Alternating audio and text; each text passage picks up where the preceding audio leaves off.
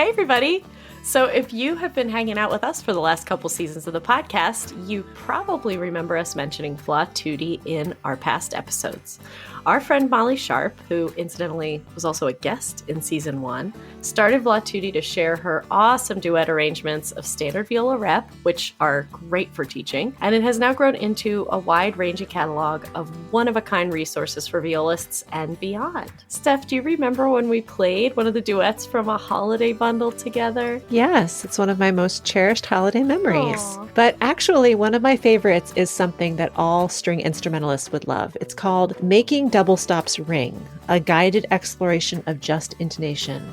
And Molly actually shared the viola version with us last year, and I am not exaggerating when I say that it completely changed the way I think about intonation. No one has ever explained it to me like this before. I think that we all realize on some level that a B in all situations is not the same, but why? Yeah. Have you ever had that classic argument in a string quartet setting when you're trying to tune a chord and maybe we're playing that B and we're being told, no, it needs to go lower. No, it needs to go higher. It needs to go here. Wouldn't it be amazing to save all those hours for our string quartet students with no debate? We just know where it's supposed to go. Everyone agrees because there's only one way.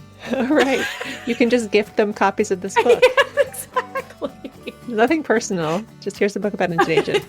Well, Molly has made it easy for all of us to play in tune. So whether you play viola, violin, cello, or bass, there's a version for you. You can find this pragmatic book, viola duet arrangements of classic viola repertoire, and so much more at vlatutti.com under Marketplace, or look in this episode's show notes.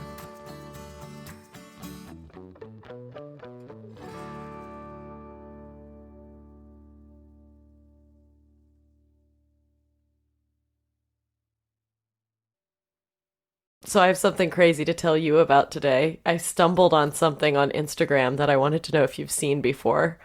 Have you seen It's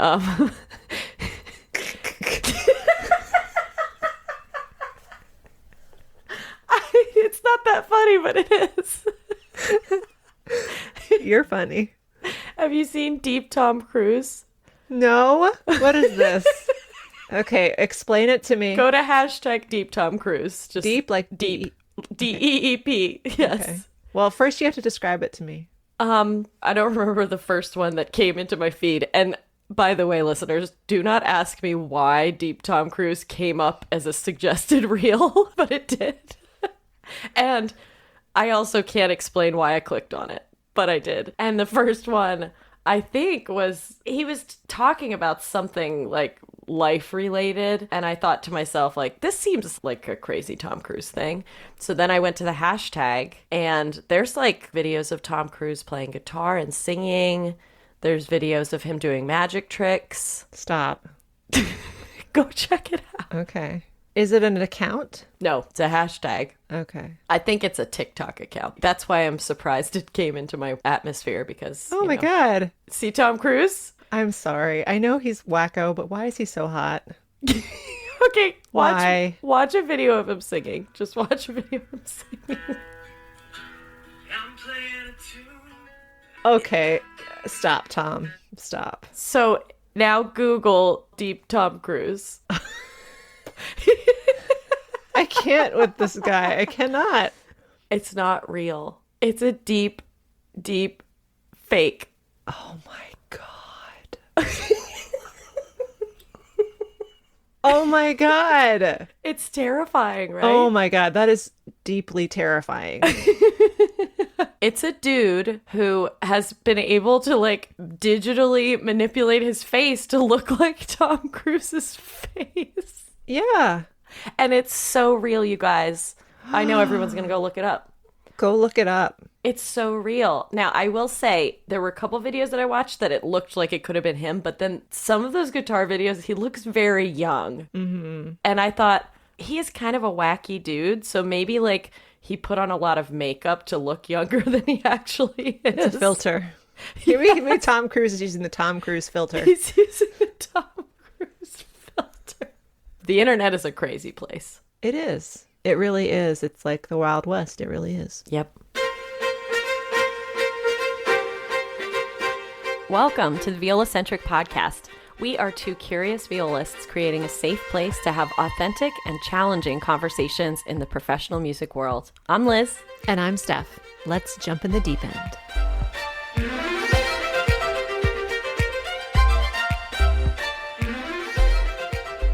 So I read those articles you sent me about imposter syndrome. Yeah. Very interesting. Right?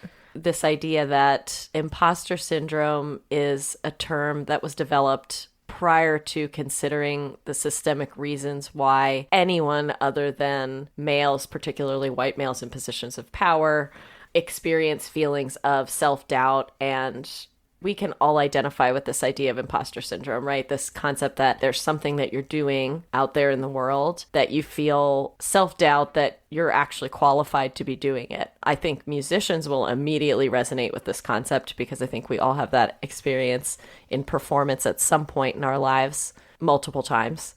But in these articles, it's particularly referencing leadership, and it's pointing out that imposter syndrome is heavily weighed towards describing women. And for the purposes of these articles, they are talking particularly about women of color. So I just want to make sure that I'm very clear about that. And it's not that it can't resonate with us, but there's an extra layer of that actually we can't even speak to that particular experience.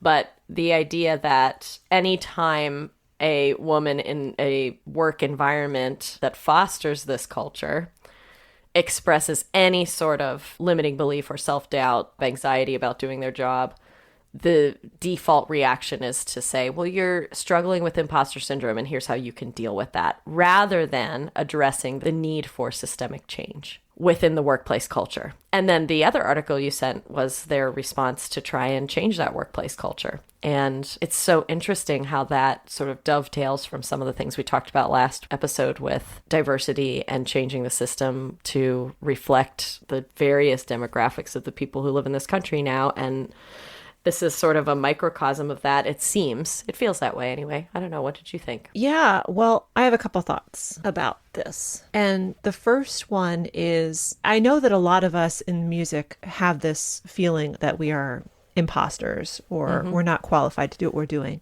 But I wonder if it's a little bit more objective in our field because we are actually doing something that is quantifiable. Yeah. Does that make sense? Like either you can play the music accurately or you can't play the music accurately. Either you make mistakes or you don't make mistakes. It seems like it's a little bit easier to evaluate someone's efficacy at what we do. Yeah. What are your thoughts on that? We have our own opinions about the breakdown in some of the audition process, but the only evaluation in that audition process is the way you sound. There is no evaluation of your gender or race or anything like that because it's behind a screen. And so we do have that very quantifiable assessment of someone's ability in that setting. And I think because of that, we've been very fortunate since the early 1970s to just see more and more and more women in particular. BIPOC representation is still very, very low in classical music. But when you look around, I don't know, I think there are more women in orchestras than men in some cases, right? At the very least, it's very even. And the reason for that is there's no assessment on whether or not that person is a man or a woman or non-binary. It's just like however you play behind that screen. So we're a little ahead in that way. I can't imagine that discrimination in the workplace when you have to interview and then trying to escalate up to a position of power within those workplaces. It's behind us in that way. You know what I mean? Mm-hmm. Now, what I can see, though, is an execution of the job.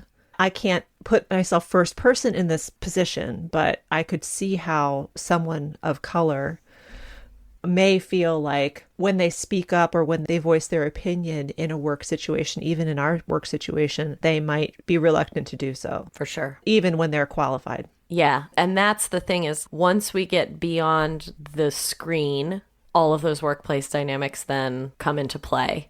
So some work environments we have are very open and I think are embracing different opinions, something we said last week. Basically, when someone tells you their experience, you believe them and then you work with them to figure out how to make that experience better, which is ultimately what that article about changing the workplace environment says is that one of the things you can do is gather someone's experience by talking to them and then see what you can do within the structure to change it, not to get them to do something to help themselves.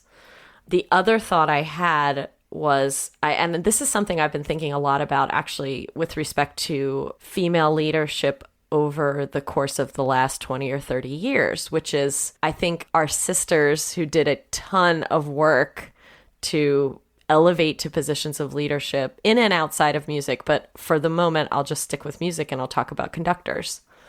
I think that the norm 30 years ago when they were training was to emulate as much masculinity as they could, because that was how they were going to get into positions of power. Mm-hmm. I believe that is the same for female executives out there in the corporate world, based on my mentors and what they've had to overcome. And I'm very blessed to have at least one person in my life coming up through that time who has managed to maintain a lot of her feminine wisdom. That's the way I would describe it. You know, the way she leads, the way she talks with employees, the way she talks with clients. She hasn't embraced this like hyper masculinity, which I think is really impressive considering how insanely difficult that must have been in the 90s. But these days, I feel like there are those of us stepping up into leadership roles, and we're interested in leading from our feminine side. We don't have to be hyper masculine to do it. Mm-hmm. And I think there's room for that. And that helps to change culture. I loved that statistic in there. This is according to the American Express 2019 State of Women-Owned Business Report. Women of color make up 89% of the net new women-owned businesses per day, despite only comprising 39% of the total female U.S. population, which I just think is very interesting because now you have this scenario. And even though access to capital is harder for them, they're like more willing to go out on a limb and step out and create their own system within businesses. Mm-hmm. But it's really interesting to me to think about the potential ripple effect of that we have all these women and a lot of women of color choosing to go out and start their own enterprises. What will that look like for workplace culture as a whole as those businesses grow? Mm-hmm. And the reason why lots of those women do that is because they don't feel welcome in the traditional workplace. Exactly.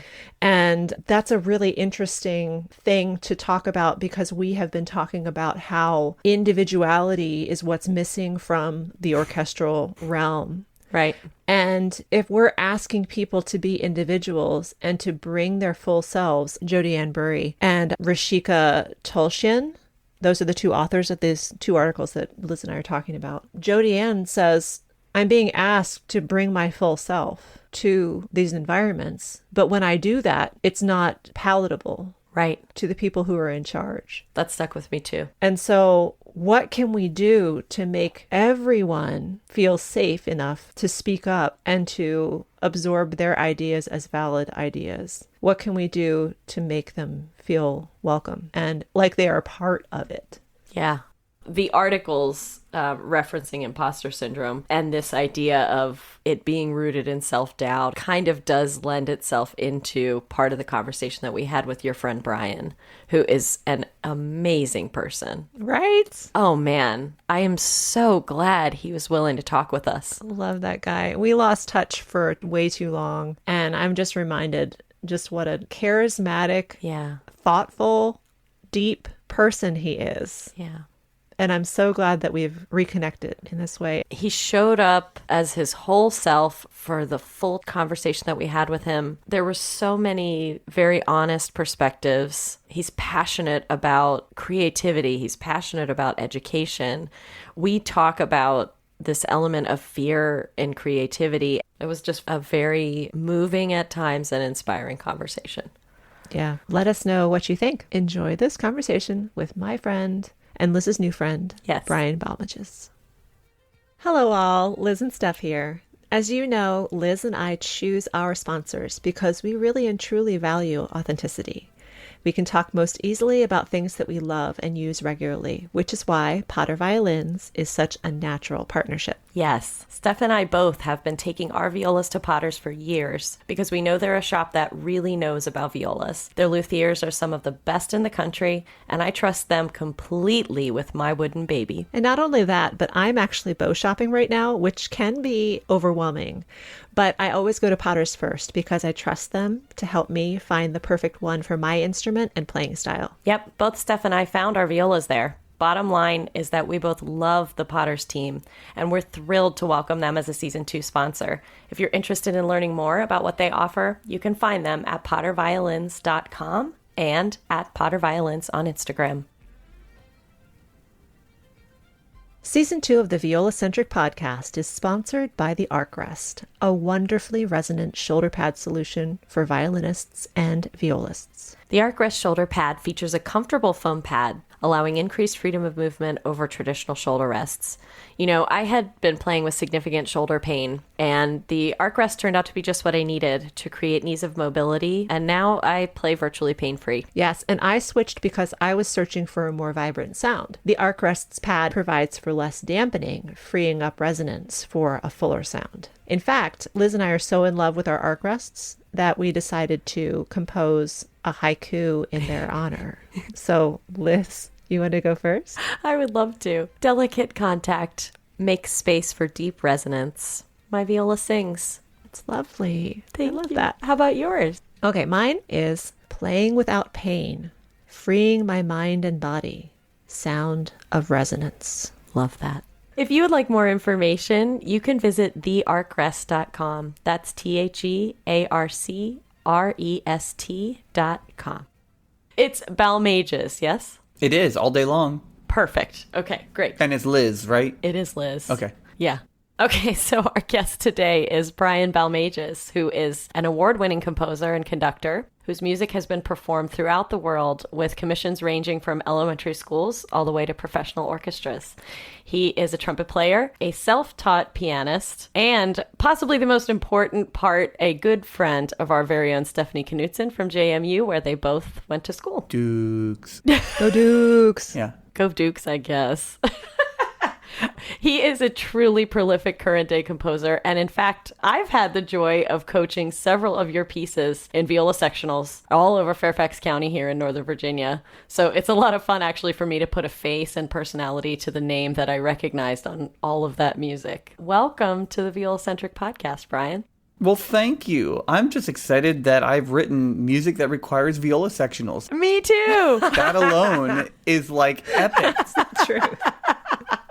Kids love to play your music. It's a joy to write for them. It's a joy to write for all age levels. And what people don't realize is that I actually started writing much more high-level music. And Steph knows this because I was writing for all the groups at JMU. But then what happened was all these people, a lot of them were music ed majors. And they started to graduate.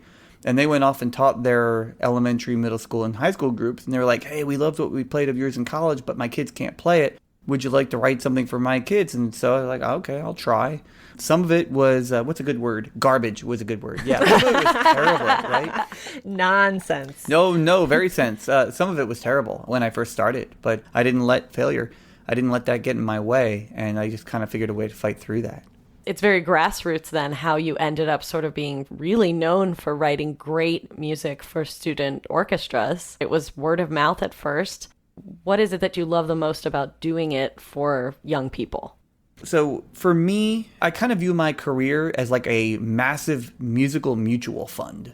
And what I mean by that is, as we get into these careers of ours, you look at how can I be the most stable doing what I love doing? How can I diversify the most? And so it began with me writing all upper level stuff, but all these people were saying, can you write for younger groups? At first, I was a little bit worried because I thought, I don't want to get pigeonholed there. I don't want to be the guy that only writes for younger players. So I went through this whole process of asking myself, do I want to do this? And it's funny because so many of your listeners will be able to relate this to their professional lives or their gigging lives, because it's like, do I want to become known as the freelance person? Or do I want to become known as the person who just plays weddings or who just does this? And you kind of have to ask yourself, I thought I wanted to be like these big, huge composer names, people like Jennifer Higdon. And I was looking at these conductors. There was Marin Alsop doing these things. All these just incredible people out there. On the band side, there was this guy, David Maslanka, who is this incredibly prolific and deeply emotional guy. And I thought, I don't want to be this young band and string person. I want to be like that. Until I realized I'm nothing like them at all. That's not who I am. Mm-hmm. And so I've got to figure out a way to allow me to be myself and not be who the college institutions tell me I should be, not be the kind of player that I was told, well, this is how you play and this is how you, because once you graduate and you start taking auditions and doing it, everybody can play. Mm-hmm. It's a question of what makes you you, what makes you unique. And I realized what makes me unique is the fact that I actually enjoy writing for little kids. My wife was teaching little kids, so she was telling me what to do. And for the sake of my marriage, I did it. It's true. I always joked around. Once I started getting prolific in the young market of band and strings, I said the greatest thing I ever did was like I married my target market. Very smart. It is smart. It is smart. And so I kind of realized that it's who I am. And I started to do it and I started to enjoy it. I really did. Even if you said to me, I'll allow you to be a full-time, full orchestra composer for the top symphonies in the world, I would say no, because that's not all of who I am. Do I love writing really difficult music? Sure I do. And I've had great premieres by some wonderful ensemble. Baltimore Symphony premiered some of my stuff years ago, and recently the United States Army Band premiered a piece of mine. These are great things, but at the same time, I love the release that I get of writing for younger players, and I love that it takes me in different directions, which is also why I love writing for orchestra. Orchestras can do things that bands cannot, nor will they ever be able to do, and vice versa. Yeah. So it's nice to be able to leave one, go to the other. I can even exist in the one and flirt around with different grade levels, different instrumentation, whatever it might be. And I love the opportunity to be able to do all those things. And that's a big part of how I've kind of structured my career. So that really, no matter what happens, you can still be successful. Yeah. It comes down to like being flexible. So you have your big purpose, which for you maybe is composing. It's music. It's connecting to people through music. Go down to the short-term goals that kind of build up to fulfilling that big major goal. And if you're flexible in those, okay, well, maybe this one part didn't work out, but you can just shift it a little bit so that it's still fulfilling your big purpose in life, but it might be a little different than the way you thought you would start out. That kind of is what happened this past year when everything shut down. I was like, okay, what are we going to do? I started off by putting up little inspirational videos for people just to keep them going. And then we formed this group called the Creative Repertoire Initiative. There was Stephen Bryant in there. He's done some orchestral writing. Frank DeKelly, Eric Whitaker, John Mackey, Michael Dougherty, Jennifer Jolly was in there. Alex Shapiro was in there. All these great people. And you can imagine just hanging out in Zoom rooms with these guys for once a week and just chatting. It became like a support group. And then I realized, you know what? We can create these new adaptable models for adaptable music. And then that led into this e-curriculum thing that Alex had put together, which led me writing a piece that met the needs of middle and high school kids who might be at home recording remotely, but not just making virtual videos and stuff, but actually creating collaborative pieces together in which they were engaging each other. I can still be who I am and reinvent some of the things that I'm doing, but still be relevant. Yeah. I think that at the end of the day, that's what we're trying to do, no matter how the world shifts. And it's shifted. And I think we can all agree that the musical landscape is forever changed. I agree. Yep. It is forever changed. The way people are purchasing music, it was on like a 10-year trajectory, and COVID massively accelerated all of that. So then you ask yourself, well, how can I adapt? How can I shift to continue to be relevant despite everything around me that's challenging or changing? And I think that as musicians is one of the biggest things that we need to constantly address, as being relevant. Oh, this is so great. I'm so glad you use this word relevant too, because this has come up in our world often. And I totally agree that in terms of progress in that direction of more inclusive programming, et cetera, that was happening actually before we hit the pandemic, but the pandemic just basically poured gasoline over a fire. I'm excited about that in a way. We needed something, I don't know, shake us up maybe a little bit in the music community. When this whole pandemic thing happened, I think everybody immediately went to music as comfort. Yeah. When you look back, social media became flooded with at-home concerts, which suddenly gave us a glimpse of our favorite artists in their own space performing, which we've never seen before, in their living rooms, on their couches, playing guitar. All these really personal, vulnerable moments, which I think in some ways drew us in closer to them. All the Broadway shows like Hamilton and Dear Evan Hansen putting these little virtual videos together. And I think in a way, the pandemic kind of reminded everybody, we've really been taking this for granted. Yeah. We've been just kind of assuming that these orchestras and these shows are just going, and it's no big deal if I don't go. And then suddenly you couldn't go. It got taken away. And I think it actually increased the demand. I was just at Broadway. I went and saw a show this past weekend. My son had a soccer games up in New Jersey and New York. So we went up to see Wicked. The crowd was, the intensity and the thrill was just so amazing to see it. Times Square felt electric. And so I think if we handle this right, we really could see an incredible golden era ahead of us if we tackle it the right way. Yeah. That's great, Brian. This kind of ties back to your writing, actually, because I feel like writing for young people, and you can speak to this, maybe there's a little more freedom to write in a more progressive way. I've spoken to a whole lot of people, and you may be the first person ever to ask me this question about writing for young people and having more creativity, being able to be more progressive. You've stunned me, Liz. I am stunned. I don't know whether to be proud or feel bad. I don't know how to be a stunned trumpet player and feel either. I don't know if that what you do, right? It's so foreign. Right, it is. Everybody always says, oh, it's so limiting and you're writing for younger players, so there's all these restrictions and there's all that. You're the first person to ever say, like, you're just trying to create something unique for these younger kids. And that's exactly what I try to do. When you're looking at people that write for younger players, or for anybody really, there are sometimes two main approaches. And the one is, wow, this really took off. This piece was huge for me. I'm going to try to ride that wave and try to do something like that again and try to get another one out there. And so that's one way. And I think that can generate a lot of success for like a year or two. And then you're gone. You're completely gone. My approach always when I'm writing for really any level, especially for younger players, I always ask myself, like when I came out with a Beethoven Lullaby, which is one of my most famous pieces for really, really young string players. Or let's take another one. Let's take Forever Joyful. That may be a better one. You know, put that piece out there, and then a lot of people said, like, oh my gosh, I love that piece. Can you do something similar to that? And I said, no, I've already done that. That's done. Oh, I love that. And so now my question is, what can I do that I haven't done? What's different? What's new? So the creative process is something that's different for everyone. And you've written a lot of music, and you're very well published and very in demand. Have you ever written something or gone in a direction where you just weren't sure how it was going to be received? You were a little nervous to put it out there because you were like, oh, I don't know if people are going to like this, but you just went with what you were feeling at the time? Yeah, I think as an artist, we're all trying to find that balance between the crude truth that I want to do this for a living, which means that I have to make money and I have to be able to provide for my family. I've got to be able to survive.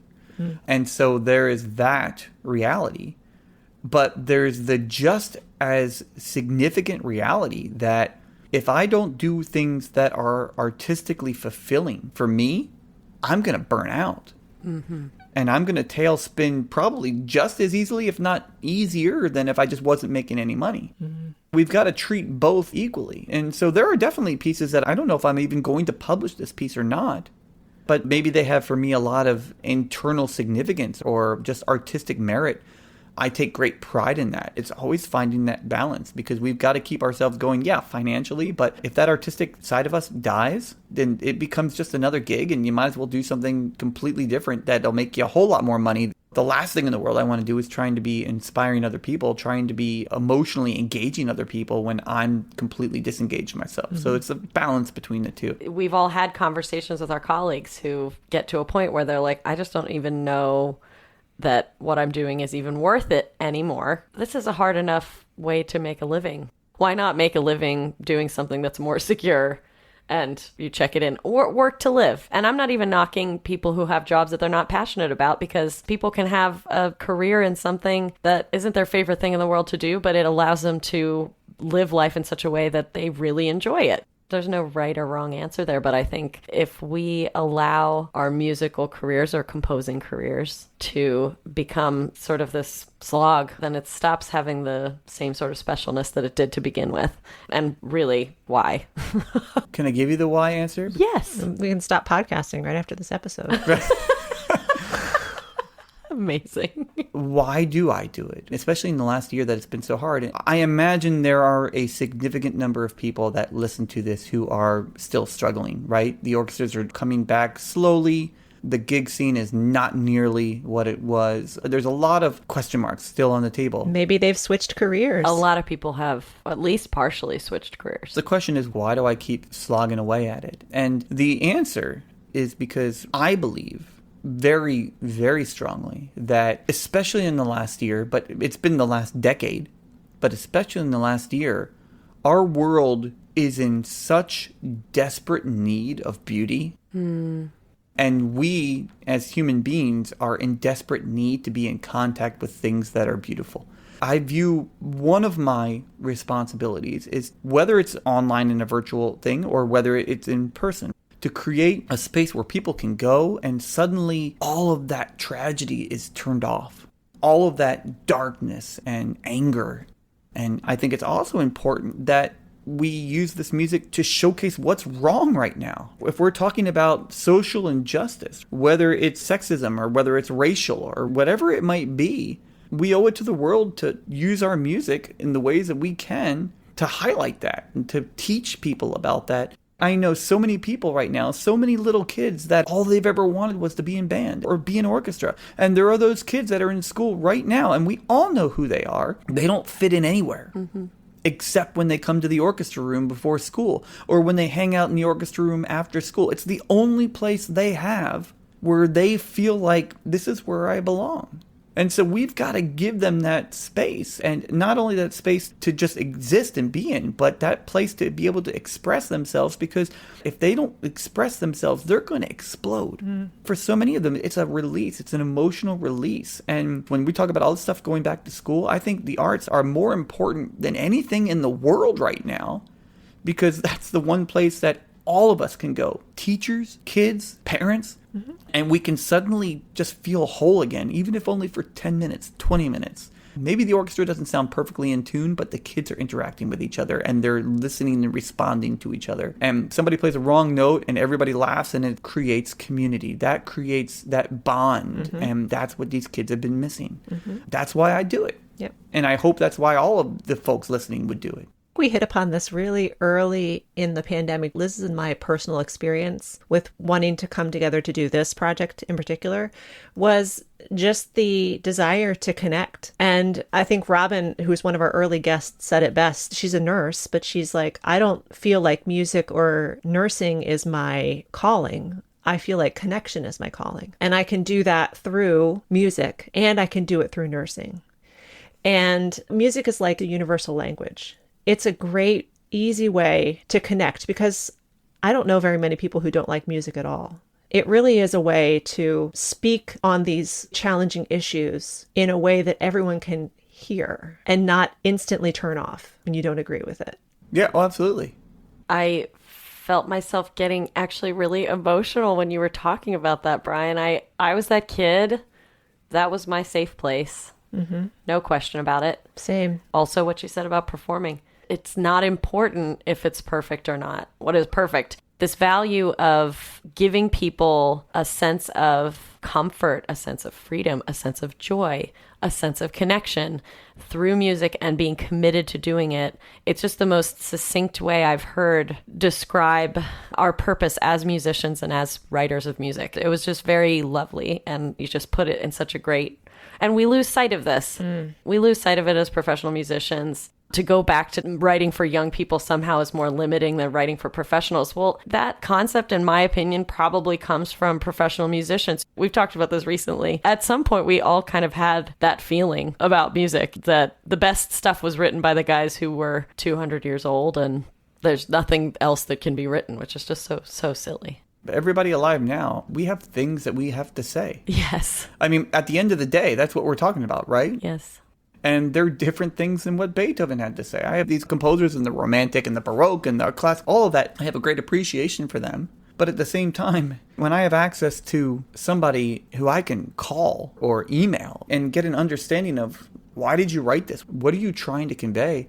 How profound that is on my performance and my understanding when I conduct, when you have access to all these people, and what an incredible way to create these connections.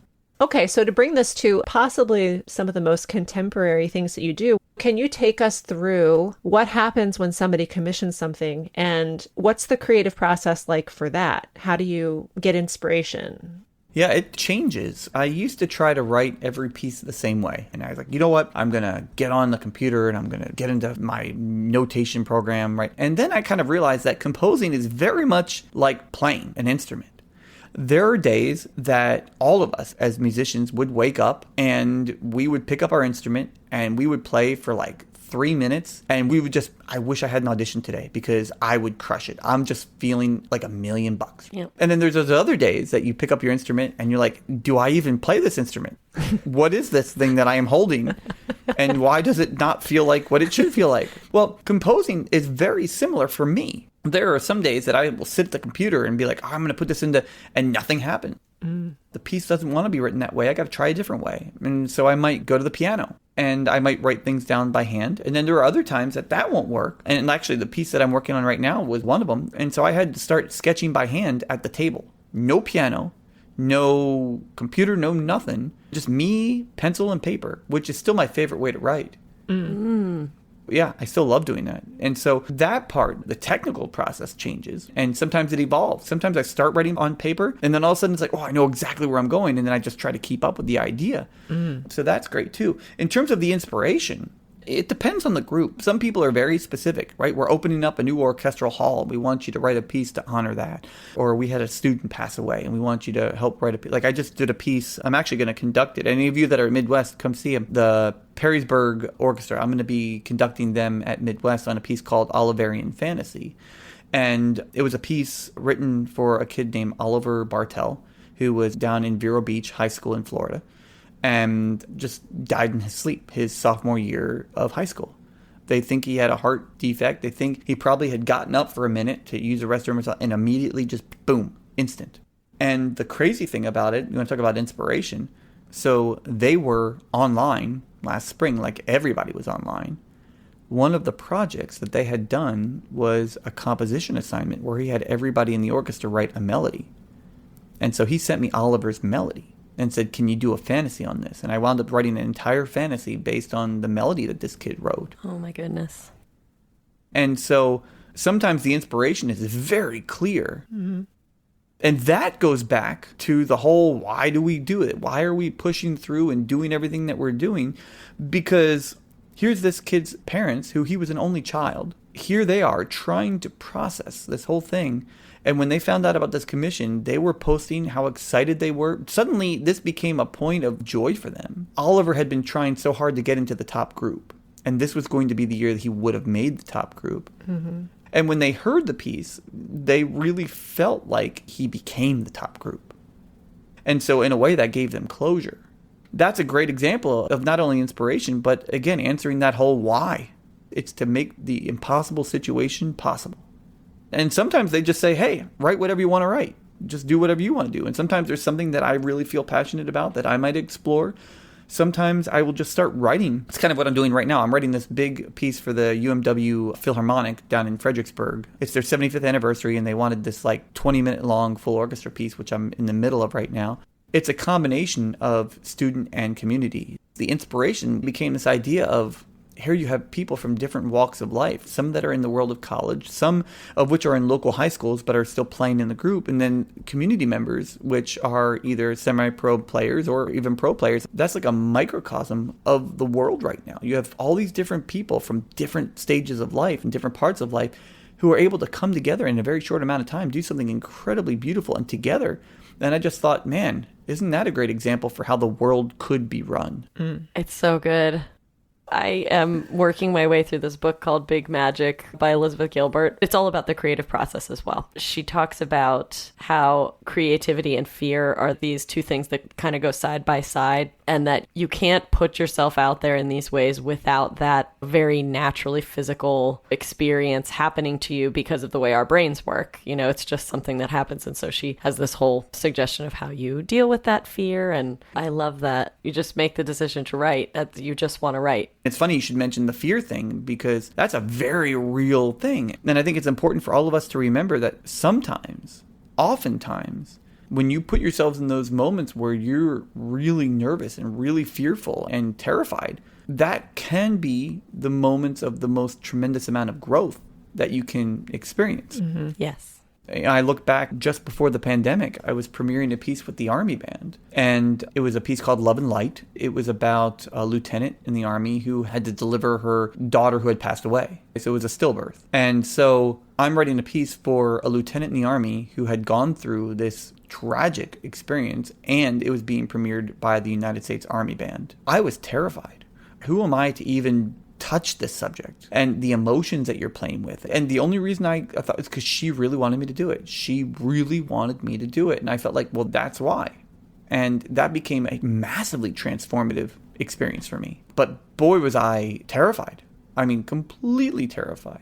I think just writing for the Army Band alone. But it turned out to be an incredible experience. So again, sometimes your biggest moments of transformation are going to be when you take that little leap of faith. And sometimes you're going to take the leap and you're going to fall. And you will now know more, which gives you a head start when you get back up. And eventually, even if you fall 5 times, you'll leap and you're going to land. Mm-hmm. And you're going to land in a great place. And you'll look back and say, like, I'm so glad I did it. I'm so glad I did it. Got some bruises along the way, but it was worth it. Yeah. I heard a quote by Scott Adams, who's the one who wrote Dilbert, and he said, creativity is allowing yourself to make mistakes, and art is knowing which ones to keep. That's beautiful. I love that. I love that. And I think there are many people out there who, whatever the creative outlet might be, it might be writing music, it might be performing music, it might be writing a book, it could be any number of things. There's a desire somewhere in there to do it. But the fear of failure or the fear of not being able to do it is overwhelming and prevents people from taking that chance, because I think it's easy to make the assumption that when you see someone successful at it, they don't have that fear. Right. They just go for it and then it works out and everything's great. But everybody has that fear. That's a physiological response to doing something that's uncomfortable. And putting yourself out there, at least in a very individual way, is uncomfortable. So I think exposing that it's true for everybody, no matter what they're doing and how successful they may appear, that everybody goes through that, and building up that resilience to fall several times, sometimes before you land, it's worth repeating. So let's go ahead and put it all out there. Let's do it. Okay. People may listen to this and say, man, he's so successful. And even in the pandemic, he did all of the Zoom things and he did all this. And of course, now I've hit about the pinnacle of my career because I'm on Viola-centric. It's all downhill from here, man. It is all downhill, right?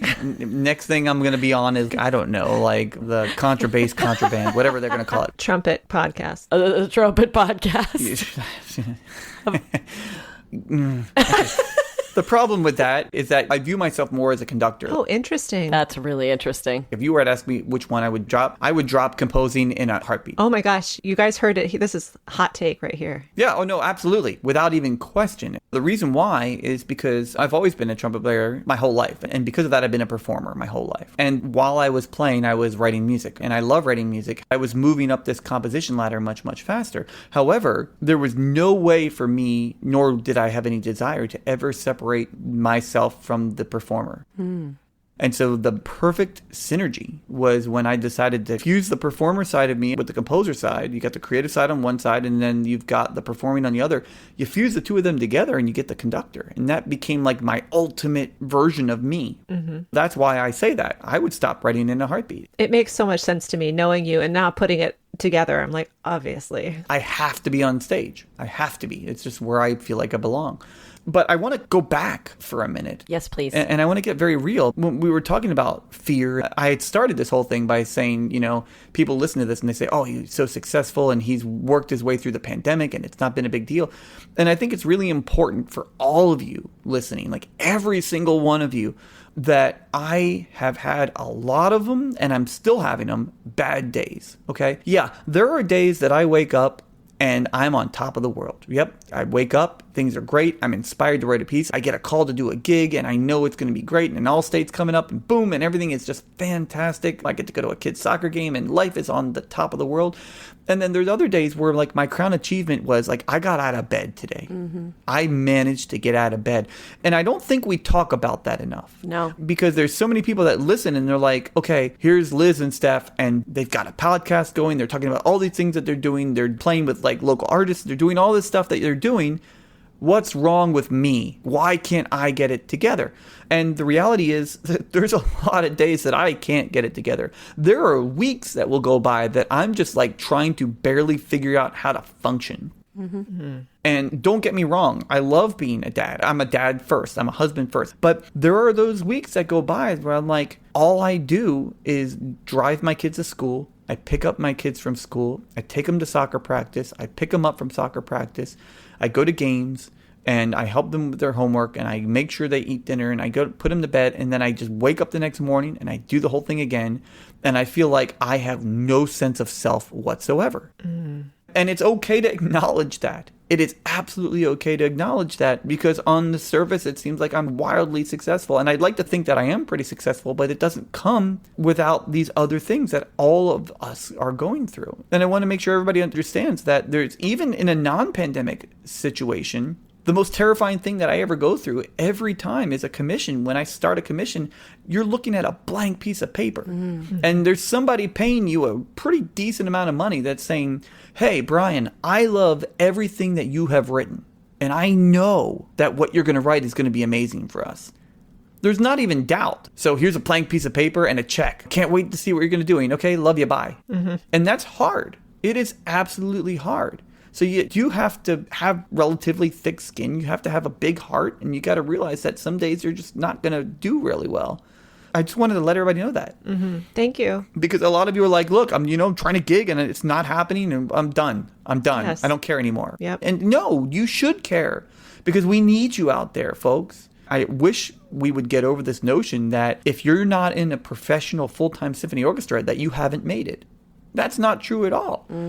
If you are playing and you are making money and you're able to support yourself, you're a full-time professional musician. You are. And you've got to be able to allow yourself to have the room to accept that and then grow from it and let the career blossom. I really, really appreciate you talking about having those bad days because everyone who's listening to this is going to relate. And I think it's really important to know that your success isn't just one day of your life. You can't define yourself by however many days you fail. It all comes together in a package. And it's all about, getting up the next day, seeing what it's like, and trying again.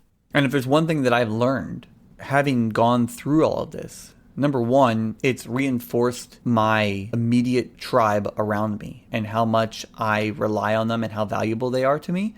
In addition to that, it is also reinforced. By this point, most of us now have experienced that first gig. And whether technically it was the most profound gig of your life or not, I think very few of us can doubt the emotional intensity of that moment. That is a gift. One person I heard, they said, don't ever waste a pandemic. What do they mean by that? Don't waste a crisis. Use it.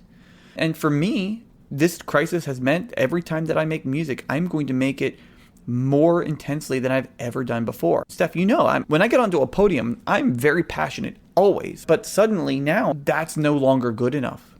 It's got to be more. I've got to prepare more. I've got to show more. I've got to feel more. I've got to inspire more. I've got to rock people's worlds more. I've got to get kids to believe in themselves more. I've got to get audiences feeling more. And that's a gift. It's a superpower. And I think all of us have been left with this superpower that as this pandemic hopefully continues to recede, we can't let that superpower recede either. It is our connection with the intensity of the music that we make. Yep.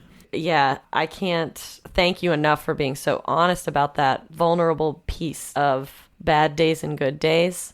And it's very timely in my own life. Stephanie knows I had about a 2 to 3 week period recently where I was just having I would say a total breakdown of confidence of any kind. It was just like internally everything felt off. And I know that there's a facade of just like constant flurry of success and activity going on in my life.